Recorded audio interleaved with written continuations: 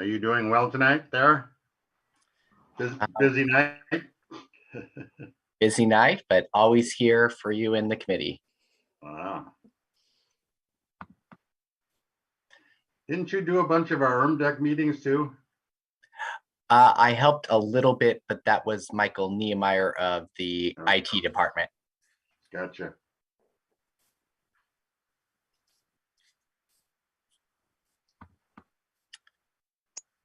Oh man, is it 6:45 already? Time flies. Especially when the commissioners are at meetings all day.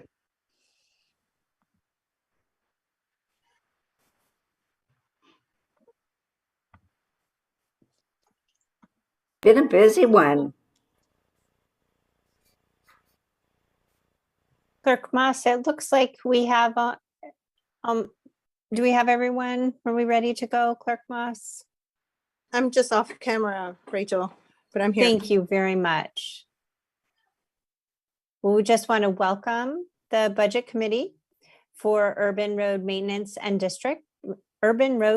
District and turn it over to Mr. Rodney Rhodes, our interim CFO. I also realized I didn't introduce myself the last time. Rachel Fuller, Assistant County Administrator, filling in for the County Administrator tonight. Thank you, Rachel. Can we go to the next slide, please?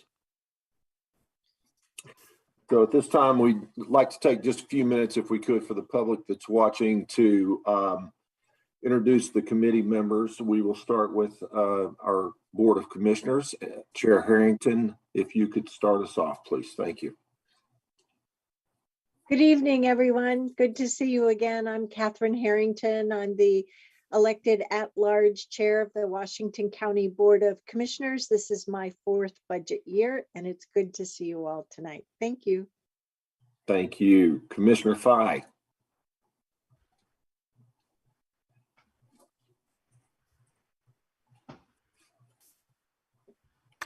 I can jump in. Get into Oh. it's okay. Sorry, Pam. Thank you. I appreciate it. Finding that mute button. Hello, everyone. Good evening.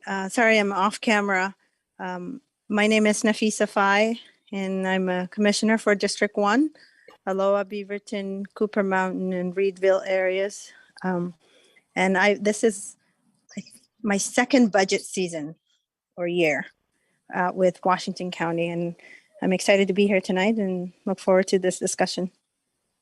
Thank you, Commissioner. Commissioner Treese. Good evening. I'm Pam Treese. I'm the commissioner for District 2, and this is my 4th year. I'm happy to be here. I appreciate the Budget Committee members' work on this and also all of our staff. Thank you. Thank you. Commissioner Rogers, please. Roy Rogers. I represent District 3, which is in the southeast quadrant of the county, and I've been at these budget meetings for several years. Thank you, sir. Commissioner Willie. Good evening, Jerry Willie, Commissioner for District 4, which is the western side of the county, basically stretching out through to Timber and touching 4 counties out there as well. So thank you for being here tonight. Thank you. Now to our community members. Mr. Lira, please. Mr. Lira is not on currently, Mr. Rhodes. Thank you, sir. Mr. Fields. Hello, everybody. My name is Sean Fields. I am a Washington County resident, and this is my 1st budget year. Thank you, sir. Chair Laird. Hi, everybody. This is Melissa Laird. Happy to be here again. And yeah, I joined in 2020, so this is actually my 2nd cycle. Thank you very much. Mr. Eck. Yes, my name is Raymond Eck, and first thing I want to congrats the 3 commissioners who got their through the trials and tribulations of another voting cycle. So congrats to you guys. I've been on the committee now for 3 years. Thank you, sir. And finally, Mr. Barron. We currently do not have Mr. Barron on. Okay, thank you. Oh, I thought I saw that. At this time, I'm going to turn it over to Chair Laird to begin the presentation. Miss Sherry McFall will join us and begin the presentation material, if that's okay, Chair. That sounds great. Thank you so much. So Ms. Sherry McFall, can you take it away? Mr. Harrington, Board of Commissioners, URMD Budget Committee, good evening. I'm here to talk about the Urban Road Maintenance District budget this evening. The Urban Road Maintenance District is a special district formed under ORS 451 to provide road maintenance services to neighborhood streets in the urban unincorporated area.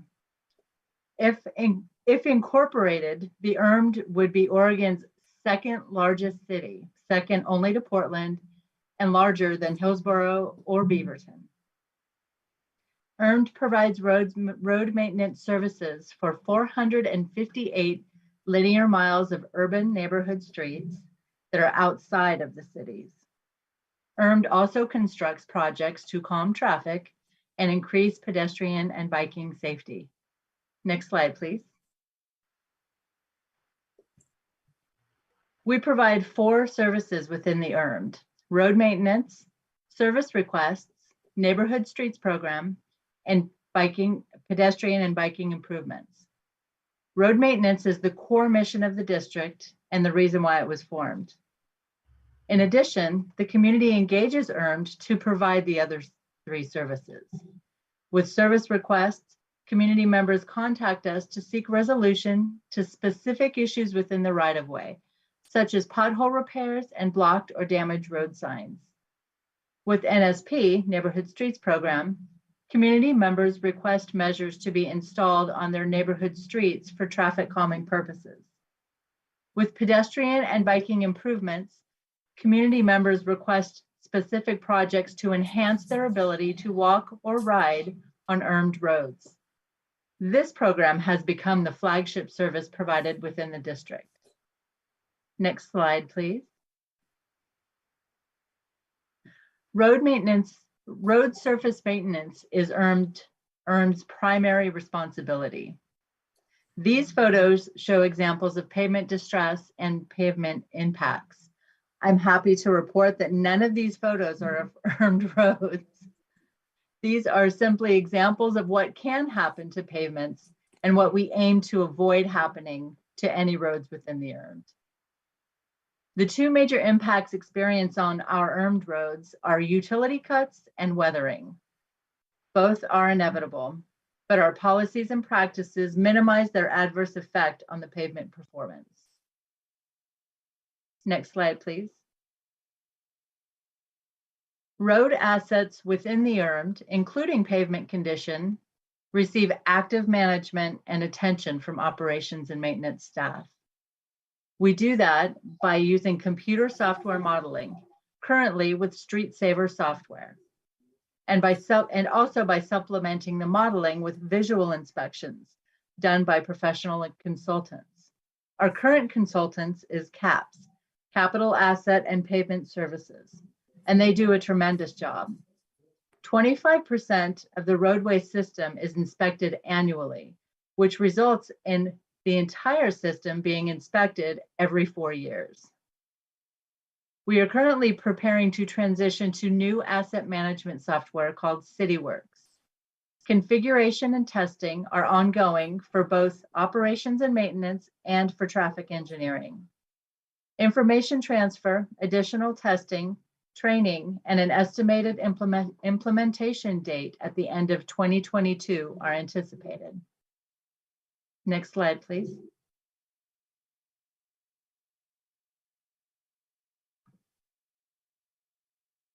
As mentioned previously, road maintenance is our primary responsibility within the URMD, and each year we perform a preventive maintenance service treatment. In fiscal year 22-23, we're planning on treating with slurry seal for 15.5 miles of urban locals and neighborhood routes. The budgeted cost is $750,000. We actively manage our road assets. Once we know our pavement conditions, we select the appropriate maintenance techniques to address those conditions. For efficiency, We bundle and alternate treatments each year. Slurry seal 1 year, overlay the next. We quantify the pavement condition using a measure called Pavement Condition Index, or PCI. The photo above, framed in blue, shows a slurry seal treatment, which is a thin coat of emulsion and aggregate. When the slurry seal is performed, 6 to 12 points are added to the road's PCI, as well as 7 to 10 years of road life. The photo below, framed in orange, shows a fresh overlay treatment. With overlay, the PCI is reset to 100, and 10 to 12 years can be added to the life of a road. I'll take a moment now and ask if anybody has any questions. No questions? Okay, great. Next slide, please. Pavement Condition Index, or PCI, ranges from 100 for a brand new paving to 0 for complete pavement failure. The target PCI for URMD roads is 75, good condition, per an agreement with Washington County. Next slide, please. Another service provided by URMD is responding to service requests from the community. This pie chart represents the last full year of service requests available for fiscal year 2021. As you can see, the most frequent request for service we receive is overgrown vegetation. Next slide, please. The third service we provide for residents in the URMD is the Neighborhood Streets Program, or NSP. NSP is a 1 to 2 year program. In phase 1, the focus is education and enforcement. Education can be newsletters, lawn signs, speed enforcement, in partnership with the Sheriff's Office for traffic calming. Depending on the effectiveness of phase 1, as well as eligibility based on certain speed factors, a neighborhood may choose to enter phase 2. Phase 2 involves physical traffic calming devices, such as installed speed feedback signs and curb extensions. Every neighborhood is different, and we approach each neighborhood and each road depending on the features and characteristics of that particular street.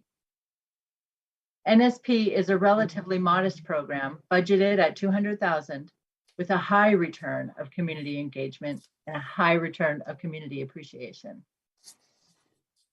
Next slide, please. Here are examples of traffic facilities used with NSP. The program has up to now been managed in traffic engineering and is currently transitioning to be managed by the URMD program manager, yours truly. Next slide, please. The fourth URMD service area is pedestrian and biking improvements. This service area has become URMD's flagship program, drawing the most interest and participation from the community. There are many locations in the URMD where sidewalks have gaps in connectivity or are not continuous. The URMD Pedestrian and Biking Improvement Program invites neighborhoods to request small projects that improve safety for all road users, pedestrians, cyclists, and motorists. These projects can be complicated, as we are often dropping construction into established neighborhoods. There is frequently a water component. In fact, sometimes these improvements are actually more like drainage projects with a sidewalk attached. Next slide, please.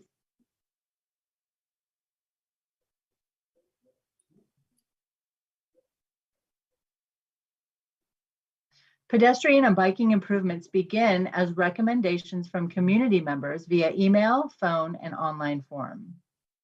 Improvements can be constructed on neighborhood routes and urban locals, as well as larger arterial and collector roadways. Project selection occurs in odd years and is a key priority for URMDAC. Next slide, please. These are the good people who currently serve on URMDAC. URMDAC has 10 regular members who can serve up to 2 terms each. Term length is 4 years, and members must live within the URMD. I speak with residents frequently, and it's clear that URMD's work matters very much to earned communities. These members deserve appreciation for what they do. Next slide, please.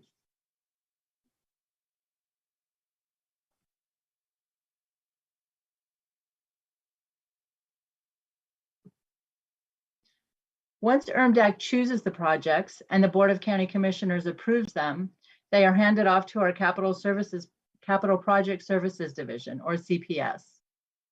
I want to take a moment here to give special acknowledgement to CPS for their incredible record of delivering these projects on time and under budget.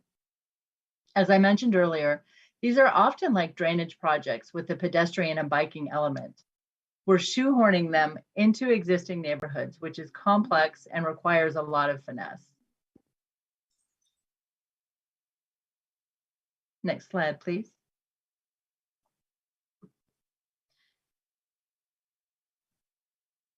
Our project team is diverse: county staff, consultants, and private contractors. All construction is performed by licensed private contractors. So far, 5 different contracting firms have constructed all of the URMD pedestrian and biking projects. It takes more than 1 fiscal year to complete these projects. In the first year after selection, a project is in survey and design. In the second year, they're in bidding, contract approval, and construction, which may extend until end of summer construction season and then into a 3rd fiscal year. This explains why expenditures from prior year's budgets may carry forward to a 3rd fiscal year budget. Next slide, please. URMDAC selects which projects to go before the Board of Commissioners for approval. Their process is detailed and extremely interactive. They begin with literally all eligible improvement candidates requested by URMD residents and narrow that list down again and again through discussion and consensus until they have a final list of projects that meets the available funding. I appreciate the efforts that URMDAC extends for these projects. Many members walk neighborhoods, talk to residents, participate in CPO meetings, and really try to find out what the communities need as they narrow the list of improvement candidates. It's an impressive community-focused process, and I am proud to be involved with it. Next slide, please. Here we have a map of all pedestrian and biking projects. Project types include sidewalks, bicycle lanes, asphalt paths, and pedestrian crossings. I know the map is small and may be slightly difficult to read. However, I wanted to illustrate the diversity and distribution of these projects throughout the district. You can see that they're sprinkled throughout the entire URMD. Next slide, please. This is a photo of a gravel path and roadside ditch next to the roadway. It was replaced with a traditional concrete sidewalk and drainage.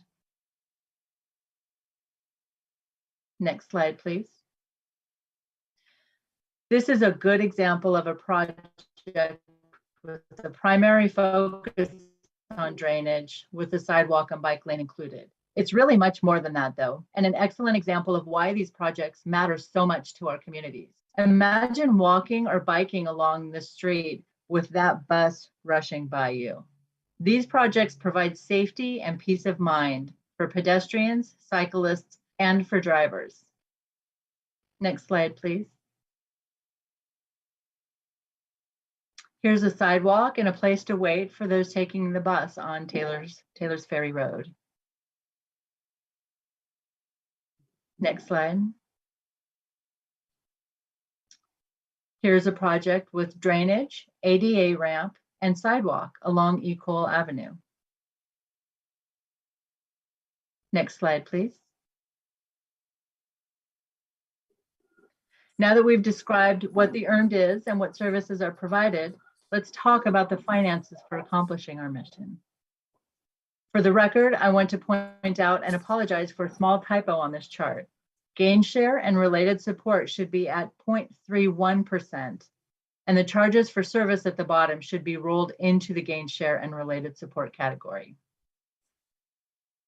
The bulk of the revenue received in URMD comes from property tax assessments at approximately 2.456, I'm sorry, not approximately, exactly 2.456 cents per $1,000 assessed. Next slide, please. The bulk of earned expenditures are related to the pedestrian and biking improvement projects at 65%. The next highest expenditure is 18% for updating ADA ramps prior to next year's overlay service treatment. In alignment with the county's EDI initiative, we've been combing through the work that we do to identify places where we can increase equity to our earned communities. One place we discovered opportunity is sidewalk repair. Sidewalks need to be maintained for the safety of pedestrians. In accordance with ORS 368910, property owners hold fiscal responsibility for replacement and repair of sidewalks adjacent to their homes. Excuse me. And it can be expensive. So we're developing a sidewalk repair assistance grant pilot program to help homeowners pay for this expense.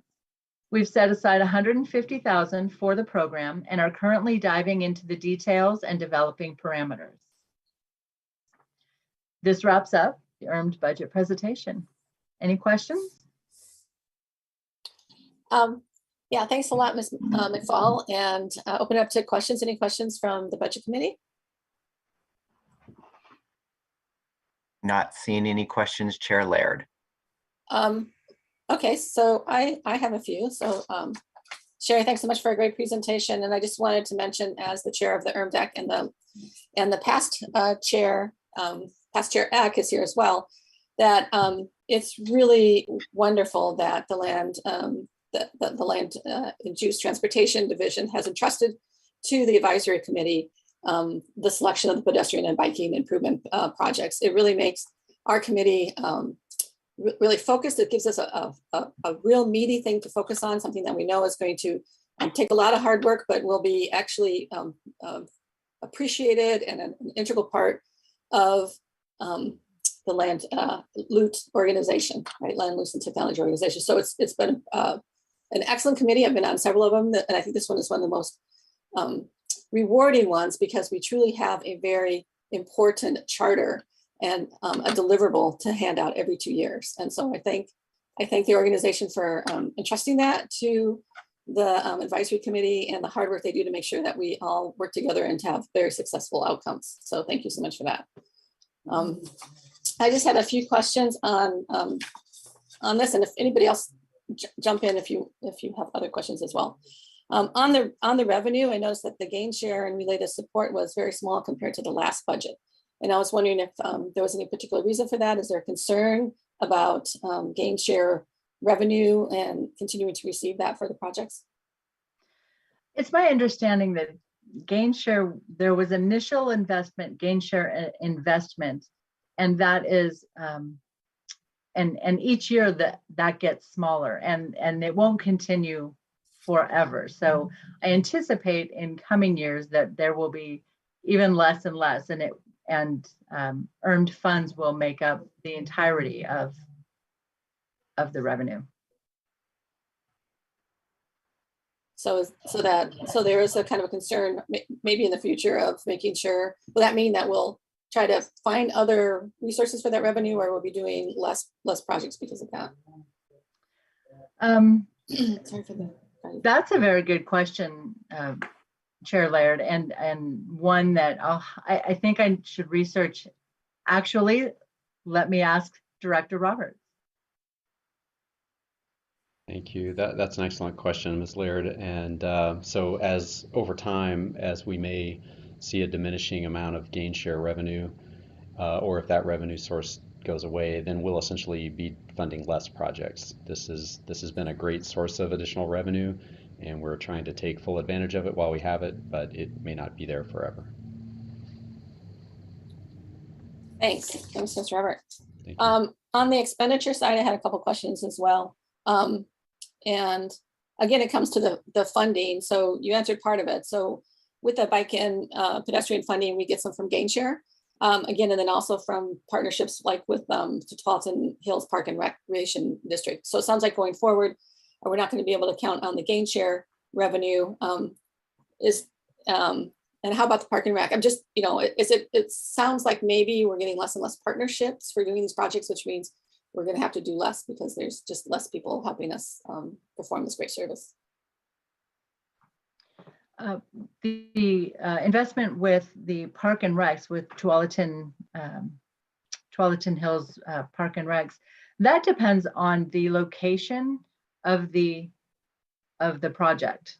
So if the improvement is near one of their or adjacent to one of their properties, then sometimes they can provide funding to supplement what we have for the project. Great, and we're still seeing a fair amount of opportunity to work with them and their willingness to help co-fund. Yes, so far, yes. So far, and even the projects that you selected last year, a couple of those projects had some park and recs investment. Yeah, they did. I'm going to stop there because I see that Raymond has his hand up. Raymond, did you want to add some questions there? I want to make a comment and a question. I appreciated my many years that I got to serve on URMD. It was a great committee with all the different people that we had through the years, and we got a lot of projects through that really has helped the whole area from east to west to north to south. So we try to prioritize everybody's area, not just one particular area. And then my question is there a chance that there were in the future that some of the projects could be tied in with clean water services?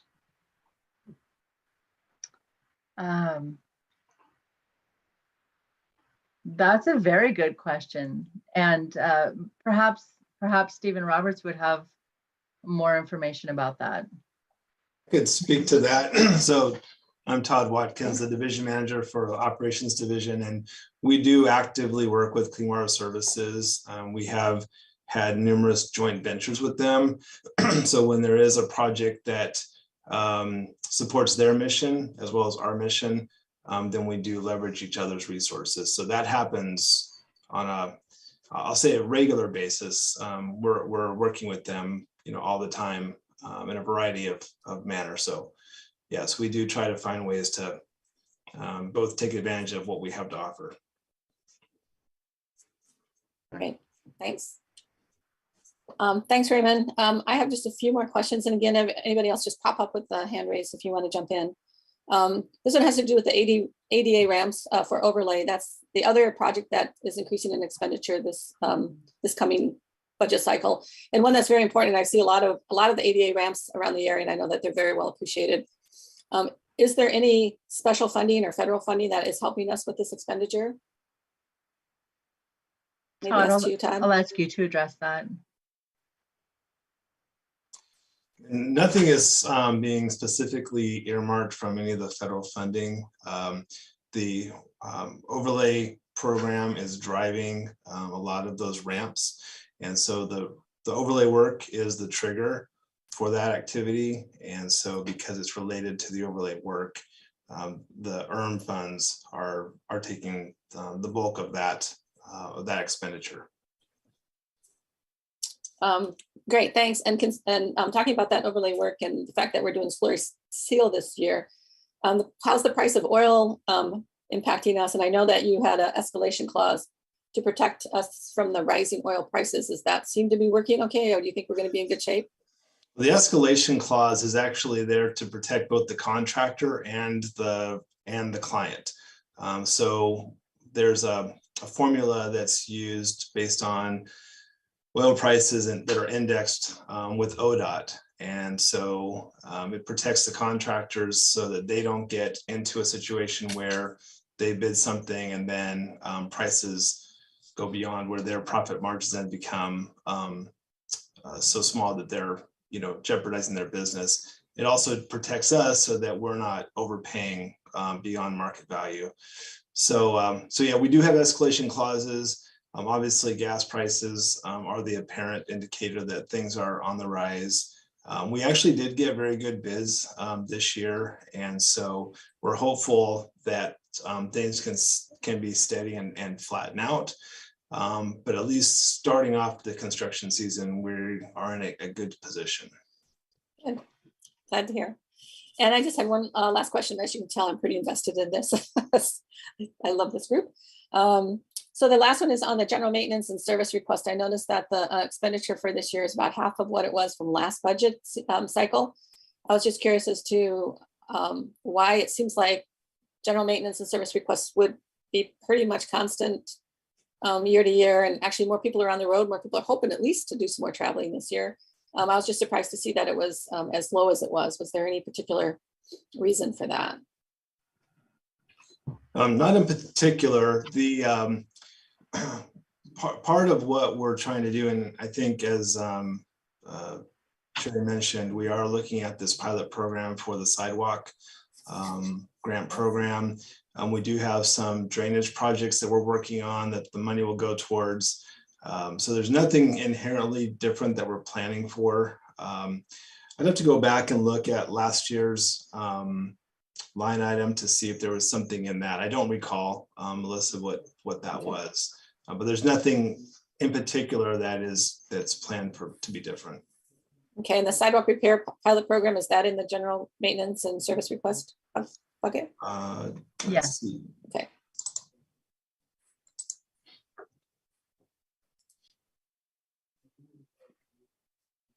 Mr. Fields, you had a question? Oh, thank you, Chair. Yes, I do.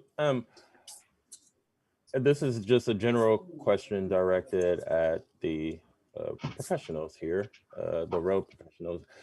What type of relationship do we have, Washington County that is, with developers and the projects that they put together and the roads that they use and the heavy equipment they put on the roads? Is there a fee that we charge developers in order to help counter some of the costs of road repair and maintenance? I can speak to that. So, we do have a good relationship with the development community. We have, and this is not part of URMD per se, but we have a full-time inspection team who work with developers and inspect their work that when they're building public infrastructure as part of development. Those are called facility permits. And so when developer is building sidewalk or roadways or drainage facilities that are associated with the public infrastructure and will become ours to maintain in the future, we inspect those to make sure that they're complying with the approved engineering plans that were designed in accordance with our road standards. So that happens on the front end. When the actual construction occurs, dump trucks and concrete trucks and lumber trucks are delivering materials to the job sites. Our roads are generally in good condition and they can handle those routine loads, and we're not concerned about those. Commercial trucks do pay what's called a weight mile tax, and that gets collected by ODOT at the state level. And then that gets rolled into the road fund. And so trucks, motor carriers, heavy equipment, they are paying into the system because they do cause, more damage than, say, a passenger vehicle. Additionally, when we're working on a development, the interior roads of a development, let's say a subdivision or something of that nature, they generally will not put the final layer of pavement on until all the construction is done, because all of the trades are coming and going from those roads. And then also there's a warranty period as well for workmanship and performance. So there are safeguards in place so that we make sure that when everything is said and done, we have a good system, not only for us to maintain, but for the community to use and enjoy. Thank you. Any other questions? I haven't heard any from the commissioners yet.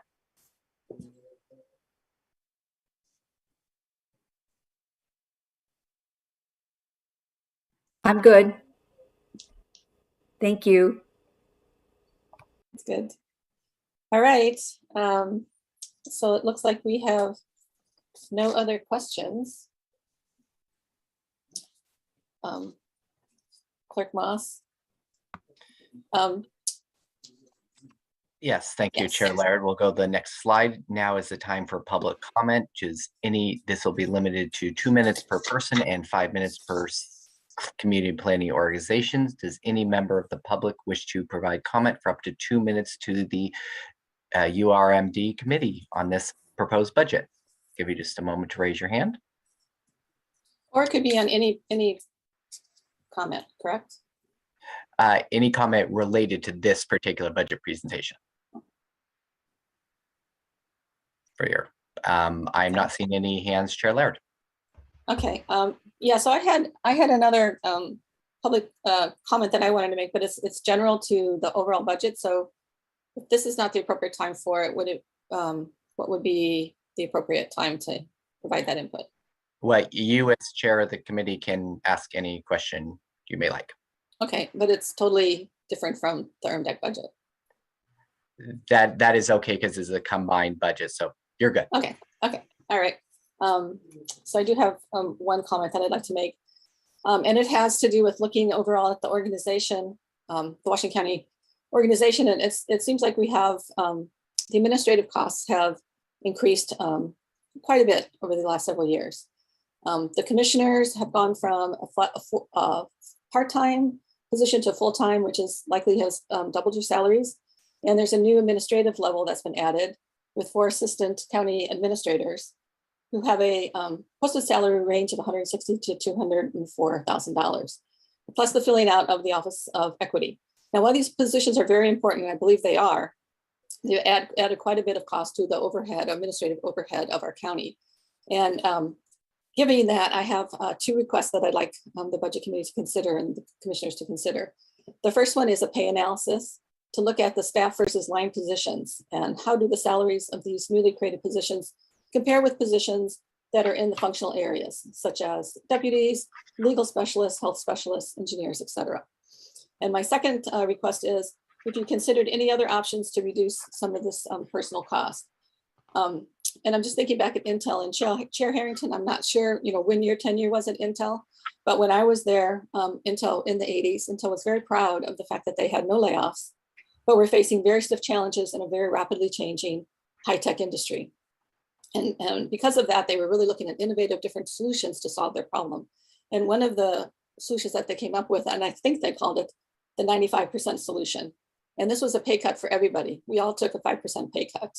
And by doing that, Intel was able to continue to support the policy of no layoffs and fund critical positions as they were moving through this rapidly changing, very dynamic, very rough industry, which is the high-tech industry. So I know something like that would probably be very tough during inflation time, but as good leaders, I think it's important for you to get creative, innovate, think outside the box of different ways that you can solve the staffing issues that you're facing in this budget cycle. And please remember that just because a position is frozen does not mean it is less important or less critical than a filled position. So thanks for the input. Thanks for receiving my input. Raymond? Let's see, Chair Laird, I got a question having to do with the process for the committee here on Monday night. Am I eligible to make a comment? Sure. Okay. Monday night? With the presentation from Sheriff Garrett the other night, showing that he had to drop 13 people from the rolls, and then he was behind 11 on, I think, the jail, and 6 from the field type people. You're looking at about 30 people. And I think if the people would have known this, having gone before the election the other night or prior to that, there would be a heck of a lot of people that would be quite upset about this whole new budget going forward. I know they would have voted for our ESPD, but there sure would have been a lot of questions about the whole thing and a lot of concerns because of homelessness, murders, you name it in Washington County. You drop 30 people, that's a lot of people. So That's my only comment. Thank you, Raymond. Mr. Rhodes. Thank you, Chair Laird. I wanted to assure the committee and the public that we are very aware of the impacts of some of the things that have had to take place during this budget process. And I know it's been a challenge for everyone. We are continuing internally to review vacant positions. We are establishing criteria to determine recommendations for releasing vacant positions to be filled up to and including law enforcement, jail staffing, DA staffing, and the same. And these are all things that we take very, very seriously as a staff. We understand the community impacts, and we are working very diligently to create processes that we can begin to evaluate these positions and move those positions forward where we see that they're absolutely critical to be filled. And I hope that it is a process that for staff and for the county going forward is something that can be modeled as we begin to review those vacancies as they come up. So I hear your comments, I hear your concerns. We've talked a lot about that, and I assure you that internally staff is meeting, and we're doing it on a regular basis to try to address some of the issues that we're facing and some of the issues that the county is dealing with. So appreciate all the comments. I just wanted to reassure you that they are not falling on deaf ears, and we are doing everything we can to go through that process. So thank you for the time. Thank you, Mr. Rhodes. Mr. Rogers, Commissioner Rogers. Thank you, Melissa. I appreciate your comments as well. I've chatted with staff on these issues, and I know they're looking at it. But what I particularly like about what you said, and something I suggested to the CEO, and she told me she would look into that, is that best practices aren't comparing ourselves to other governments, they're comparing ourselves to other entity types. For instance, Intel would be a good example, as you mentioned, or a lot of others. And so if I had my druthers and my dream, it would be that we would form some sort of a technical group, a business group who come in and give us some best practice ideas. I think it's an excellent idea. People would give us their thoughts on how we might operationalize our activities different, how we might save some money, how we might take a look at how we produce our product, which is services to the public. So I'm not surprised about your comment. It's knowing you a little bit in your background, but it's a wonderful suggestion. And if it were couched or organized along, why don't you have a blue ribbon panel that looks at this? Because this budget committee, it's dealing with not what we could do, it's saying what are our resources, how do we expend those on various needs. You're looking at something much different in terms of how would you organize maybe your activities differently? How would you employ your resources differently? How would you organize your lines of command differently? And not that we would change one iota, but it would be interesting to have that input. So I just wanted to tell you, I think it was a great idea. Thanks, Commissioner Rogers. And one who has survived that 95% solution, and we all took a pay cut. We all felt that we were part of the problem, part of the solution, and working together to try to get through a tough time and get those critical positions hired and move forward. And in what was really tough couple of years. So it was just something that and it stays in my mind that there's different ways of solving problems, right? And being creative and innovative and thinking outside the box. And I think Intel over the past years has done a good job with that. So Sean, did you have a comment? You had your hand up and down. Yeah, it was kind of in the same vein as what you said and what Mr. Rogers said. Um, I was also thinking, is there a way that we can sort of compare what the work is being done in Washington County with some of the other entities within our community, like Intel? For instance, the cost of living raise for Washington County, how does that compare to the average cost of living for over the past 5 years, you know, versus this year? And in a time when there is inflation, and then organizations such as Intel, they're not even given, you know, cost of living raises as high as what I think Washington County is given. And so I just kind of wanted to throw that out there as well. So like I said, it's in the same vein, which is what can we do in order to maybe be more creative in how we run the business of Washington County? And I'm complete. Thank you, Sean. All right, any other comments or questions from the committee or the public? I don't see any additional hands or anyone else unmuted. Chair Laird. Okay, great. So then can I pass it back to Mr. Rhodes for next steps and closing out of this session?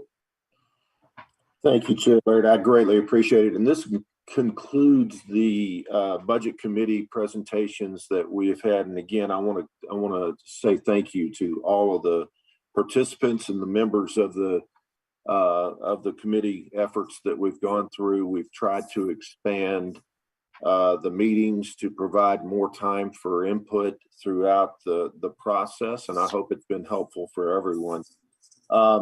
Just a little bit about the next steps. We do have a public hearing, or two public hearings, I should say, scheduled for June 1st and June 2nd. The ESPD, the URMD, and North Bethany public hearings will take place on June 1st, beginning at 5:30. We will receive public testimony, as we have for all the committee meetings, for both the June 1st and June 2nd meeting, and for finally the board adoption on June 21st. June 2nd at 5:30, we'll take up the Washington County budget and the SDL number 1. Public testimony will begin at 6 o'clock on June the 2nd.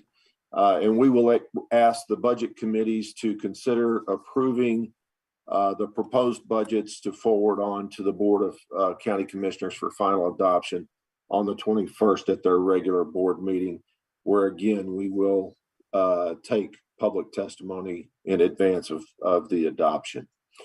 And with that, Chair Laird, I'm going to turn it back over to you. That concludes the meeting this evening. And if there is any other follow-up, please let us know. We'll be happy to answer it. Again, we do have an email set up for any questions, and we'll continue to update the questions from the committees as well as the public, and provide those answers via our website or directly to the committee members themselves. Thank you for your time. Yes, thank you, everybody. Thank you for your time, and the meeting is now adjourned. Thank you.